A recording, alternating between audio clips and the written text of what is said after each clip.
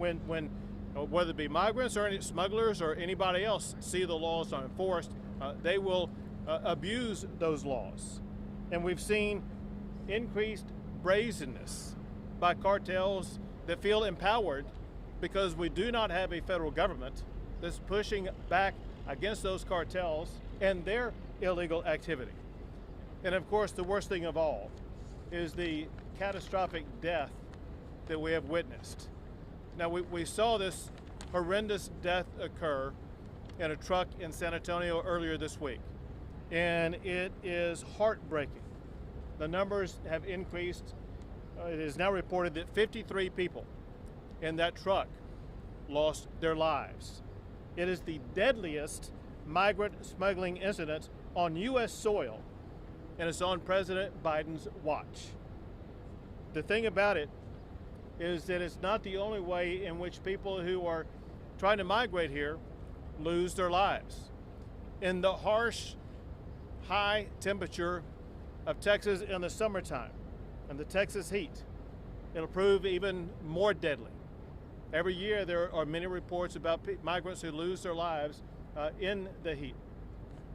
I was visiting with the sheriff moments ago, and he was telling me reports about how there have been multiple people in just the past week who had lost their lives, mostly from heat exhaustion.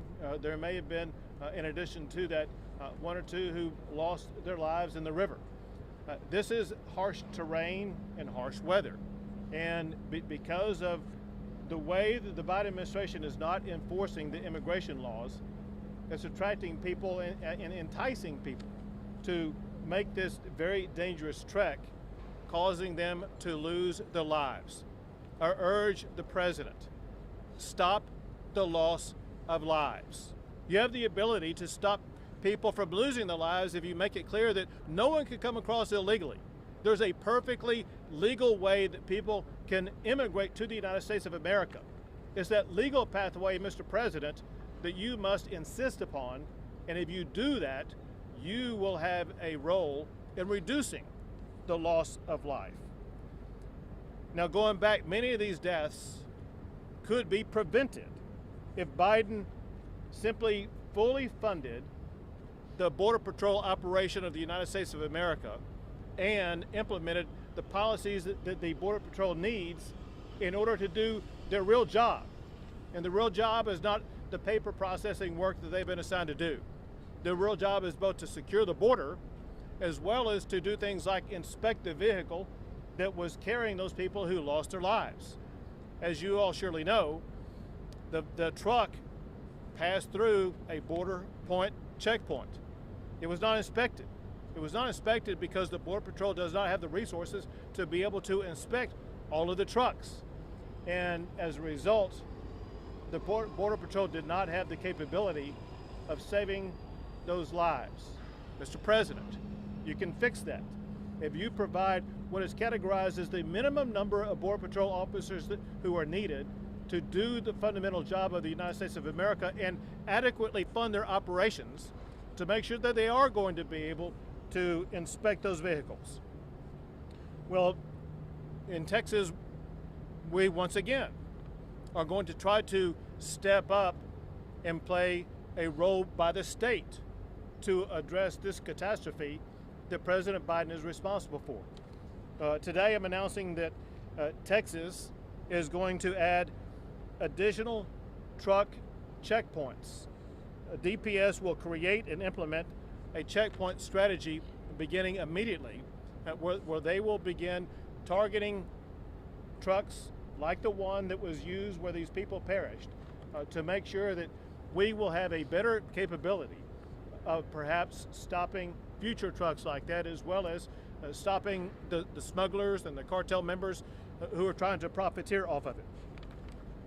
Now, we're in Eagle Pass today for a reason.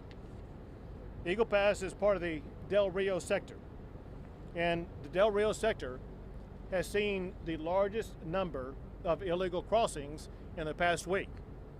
There was a time when most of the illegal crossings would take place in the Rio Grande Valley, and that's no longer true. Right now we're at ground zero here into Del Rio, where we have the largest number of border crossings and we have information indicating that there could be a meaningful rise in the number of border crossings in this region. So we want to step up and make sure that we will do more to better secure this area. As the mayor told me earlier, he said the situation in Eagle Pass has gone from bad to worse with the increased number of people coming through this area. The bottom line is this: despite the increasing numbers, despite these caravans on the Mexico side of the border right now, the Biden administration still is doing nothing whatsoever to stop it. Texas is going to take action to do our part to try to reduce the illegal immigration coming into our country. We're going to be adding more resources and stronger strategies to control all the borderland that is owned or controlled by state or local governments. Let me make clear what I just said. The property along the border is owned or controlled typically by three different groups.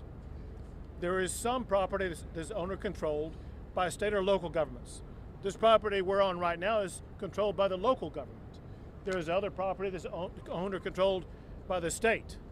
However, there is some property on the border that is owned or controlled by the federal government.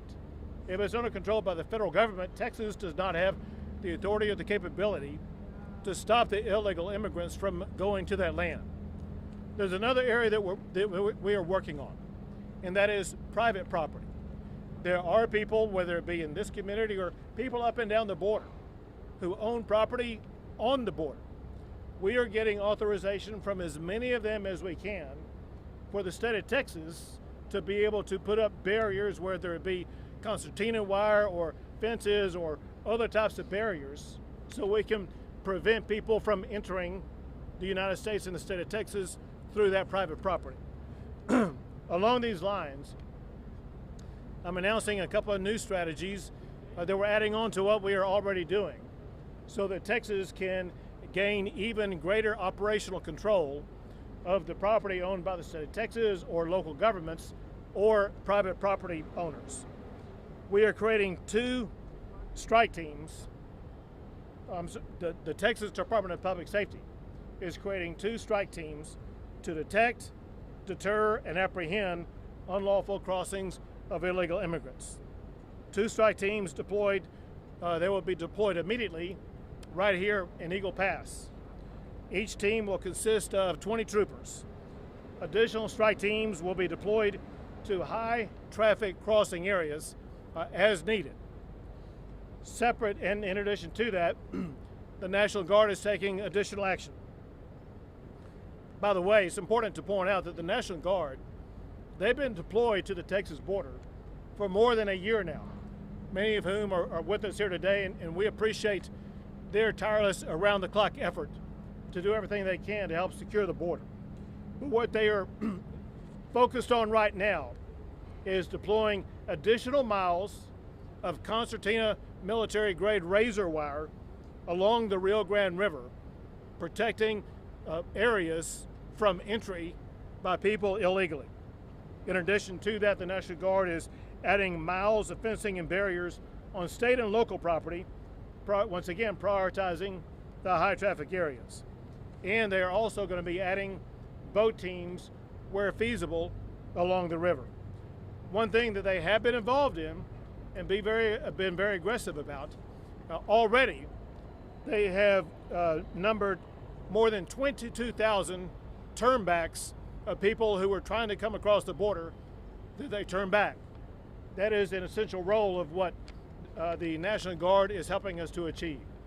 At this time, I would like to call upon Director McCraw of the Texas Department of Public Safety to add more about what DPS is doing. Governor.